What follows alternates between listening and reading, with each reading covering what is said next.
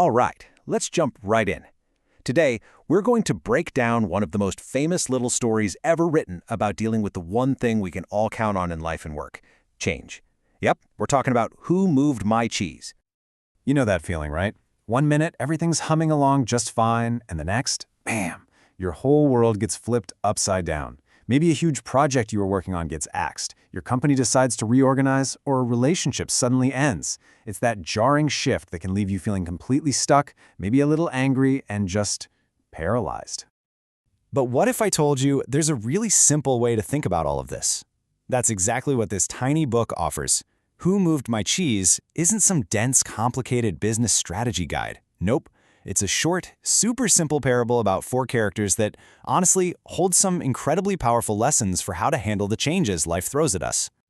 Okay, so let's get into the story itself. Picture this. It all takes place inside a giant maze. It's this simple metaphorical world that, as you'll see, looks a lot like our own. First thing you need to know is the core idea: cheese. Now, cheese isn't just, a block of cheddar. It's a metaphor for anything and everything you want out of life. It could be a fulfilling job, a great relationship, financial security, good health, heck, even just peace of mind. Basically, your cheese is your happiness.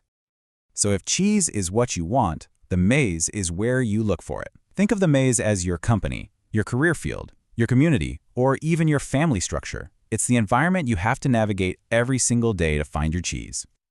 Now, the story zooms in on 4 little characters. And this is where it starts to get really relatable. Because these 4 aren't just characters in a book. They represent the 4 basic ways we all tend to react when our world suddenly changes. On one side, you've got the mice, Sniff and Scurry. They're simple. They run on instinct. They notice things, and they act fast. Then you have the little people, Hem and Haw. They're a lot more like us, complex, full of emotions and beliefs. This means they can plan and strategize, but it also means they can get completely stuck overthinking things and letting fear take over. So for a good long while, everyone's happy. They found this massive stash of cheese at a place called Cheese Station C. Life is good. They get comfortable, maybe a little too comfortable. And then, of course, one morning, they show up and it's all gone, vanished. The cheese has moved. And the difference in their reactions is just night and day. Sniff and Scurry, they don't even blink. They'd already noticed the cheese supply was dwindling, so they were kind of ready for this. They just immediately turn around and start sniffing and scurrying through the maze for new cheese. But Hem and Haw, total paralysis. They stand there yelling, "Who moved my cheese? It's not fair!" They're just completely frozen by shock, anger, and this feeling that they were entitled to that cheese. So the mice are already off on a new adventure. But the real lesson of the story, the part that's a roadmap for us, comes from the journey of the little people, specifically Haw. He's the one who eventually figures out that sitting around and complaining isn't going to bring the cheese back. This right here is Haw's first huge aha moment. He actually writes it on the wall of the maze.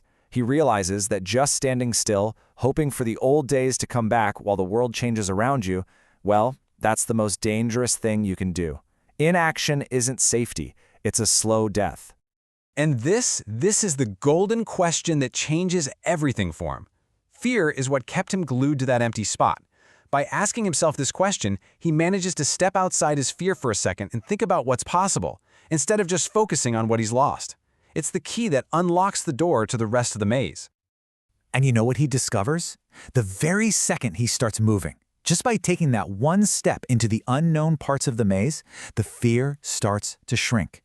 He learns that the simple act of moving forward is incredibly liberating, way before he even finds a single scrap of new cheese.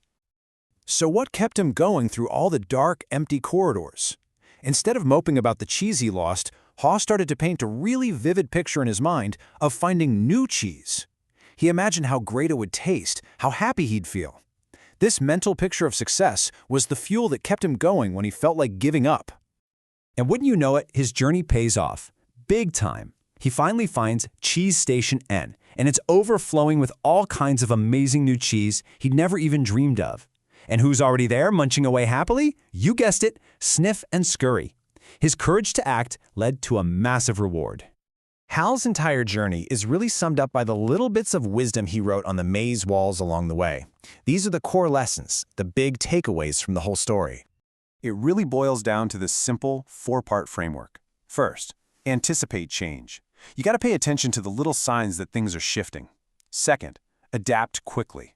The faster you can let go of the old stuff, the faster you can find something new and better. Third, enjoy it. Try to see the change as an adventure, not a terrifying ordeal.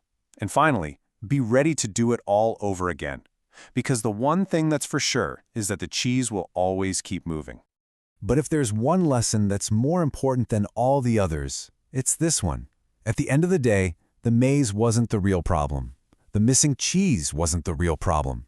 The biggest thing holding you back from finding new happiness is almost always your own internal resistance, your own fears, your own stubbornness, and your own comfort with the way things used to be. So, okay, that's the story. It's a nice little tale, but what does it all mean for you, right now? The real magic of this parable is seeing yourself in it. So, who are you when the cheese moves? Seriously, think about it. Are you Sniff, the one who sees change coming from a mile away? Are you Scurry, who just springs into action without overthinking it? Or maybe, if we're being honest, you're a bit like him, who digs in his heels and denies that anything's different. Or are you Haw, who gets scared at first, but eventually learns to adapt and find something even better?